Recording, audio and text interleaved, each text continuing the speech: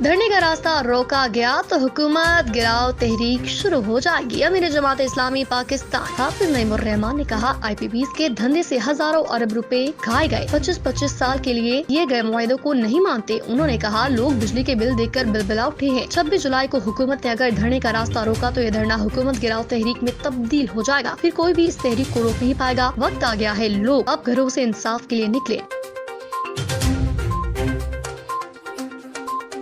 خواہشہ جب بھی martial law کا خطرہ ہو عدالتیں کھلی ہوں۔ نیو یارک باغ سے خطاب کرتے ہوئے جسٹس اطہر من اللہ نے کہا میں ٹی وی چینل کا نام لینا نہیں چاہ رہا جس نے عدم اعتماد کے وقت ایسا ماحول بنایا جیسے مارشل لاء لگنے والا ہے۔ میں چاہتا ہوں جب بھی مارشل لاء کا خطرہ ہو عدالتیں کھلی ہوئی ہوں۔ انہوں نے کہا کاش عدالتیں 5 جولائی کو بھی کھلی ہوتی جب ضیاء نے منتخب وزیر اعظم کو ہٹایا تھا۔ کاش عدالتیں 12 اکتوبر 1999 کو کھلی ہوتی جب مشرف نے منتخب وزیر اعظم کو باہر پھینکا۔ کسی نے اس وقت کے وزیر اعظم عمران خان کو ہٹانے کی کوشش کی ہوتی تو یہ امتحان اسلام آباد ہائی کورٹ کا ہوتا کہ وہ آئین کی بالادستی کے لیے کھڑی ہوتی ہے یا نہیں۔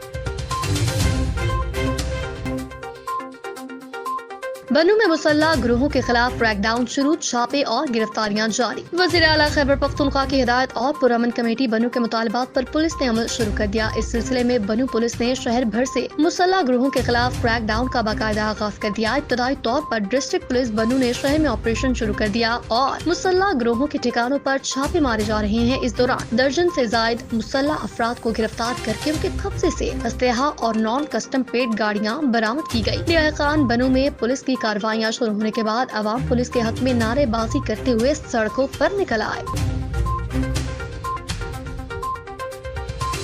امریکی صدارتی الیکشن عوامی سروے میں کیملا ہیرس کو ٹرمپ پر برتری۔ عالمی خبر رساں ادارے کے مطابق نئے عوامی سروے میں نائب امریکی صدر کیملا ہیرس کو 44% جبکہ مخالف امیدوار ڈونلڈ ٹرمپ کی 42% حمایت۔ خیال رہے یہ سروے ڈیموکریٹس کی جانب سے جو بائیڈن کی جگہ نئی امیدوار کیملا ہیرس کے نام سامنے آنے کے بعد کیا گیا تھا۔ کیملا ہیرس کو جو بائیڈن کے مقابلے میں زیادہ ووٹ ملے جس سے ڈیموکریٹس کو ایک نیا حوصلہ ملا ہے۔ تالی دونوں ہاتھوں سے بجتی ہے۔ رابی پیرزادہ کا خلیل الرحمان قمر واقعے پر رد عمل۔ ایک ویڈیو پیغام میں ان کا کہنا تھا گرفتار ملزمہ آمنہ عروج پروفیشنل مجرمہ نہیں ہے اور اگر وہ پیشہ ور ہوتی تو خلیل الرحمان زندہ نہیں بچتے۔ رابی پیرزادہ نے کہا جو غلط ہوا اس کی مذمت کرنی چاہیے لیکن اس معاملے میں خلیل الرحمان قمر کی بھی غلطی ہے جس کی وجہ سے ان کے ساتھ یہ ہوا۔ اکیلی لڑکی پر سارا ملبہ ڈالنا درست نہیں۔ میرے خلاف GHQ پر احتجاج کے لیے اکسانے کا بیانیہ بنایا گیا ہے۔ سماجی رابطے کی ویب سائٹ ایکس ٹویٹر پر جاری بیان میں عمران خان کا کہنا تھا پرسوگ میڈیا پر مخصوص ایجنڈے کے تحت بیانیہ بنایا گیا کہ میں نے عوام کو GHQ جا کر احتجاج پر اکسایا جبکہ حقیقت یہ ہے کہ تحریک انصاف کی تقریباً 3 دہائیوں پر وہی تاریخ میں پرتشدد احتجاج کی کوئی مثال نہیں ملتی۔ نومبر 2022 میں مجھ پر قاتلانہ حملہ ہوا اور میری مرضی کی FIR کاٹنے سے بھی انکار کیا گیا۔ وفاقی کابینہ کا اجلاس، تحریک انصاف پر پابندی کا معاملہ موخر۔ وزیر اعظم میاں محمد شہباز شریف کی زیر صدارت وفاقی کابینہ کا اجلاس ہوا جس میں 6 نکاتی ایجنڈے پر غور کیا گیا۔ اجلاس میں PTI پر پابندی، سابق صدر عارف الوی، بانی چیئرمین PTI اور قاسم سورو کے خلاف آرٹیکل 6 لگانے کا معاملہ بھی زیر غور آیا۔ تاہم کابینہ نے PTI پر پابندی اور آرٹیکل 6 کا معاملہ موخر کر دیا۔ ذرائع کے مطابق حکومت نے معاملے پر پیپلز پارٹی اور اتحادی جماعتوں سے مشاورت کا فیصلہ کیا ہے جس کے بعد معاملہ کابینہ میں پیش کیا جائے گا۔ خواتین مجھ سے محبت کرتی ہیں، ان سے ملنے رات کے 3 بجے بھی جاؤں گا۔ ڈرامہ ساز خلیل الرحمان قمر نے ایک بار پھر کہا کہ وہ خواتین سے رات کو 3 بجے بھی ملنے جایا کریں گے۔ ان سے کسی وقت بھی ملنا ان کا حق اور اپنا فیصلہ ہے جبکہ خواتین ان سے محبت کرتی ہیں۔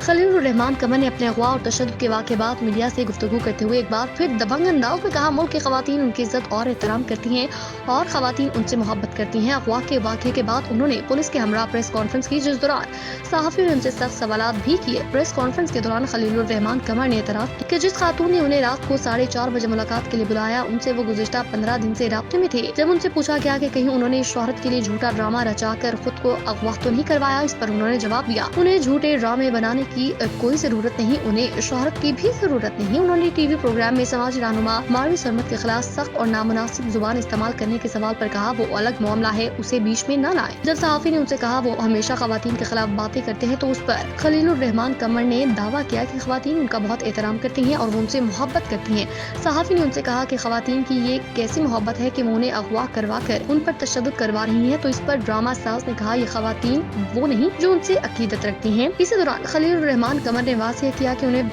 हर जगह जाने का हक हासिल है। वो रात को 3 बजे भी किसी से मिलने जा सकते हैं। ख्याल रहे कुछ दिन कबल ही उन्हें खातून की सरबराही में एक गैंग ने ड्रामा बनाने के बहाने बुलाने के बाद अगवा करके मुबैना तशद्दुद का निशाना बनाया था और उनसे नकद रकम और सामान भी लूट लिया था। खलीलुर रहमान कमर को अगवा किए जाने के बाद पुलिस ने मुकदमा दायर करते हुए इनके अगवा में मुलविस मरकजी मुलजिमा खातून आमना उरूज समेत दीगर को गिरफ्तार किया। बाद ड्रामा साज ने प्रेस कॉन्फ्रेंस करते हुए अजीब मंतक पेश की थी कि वो बीमार हैं और डॉक्टर्स ने उन्हें दिन में सफर करने से रोका, इसलिए वो रात को 4 बजे खातून से मिलने गए थे।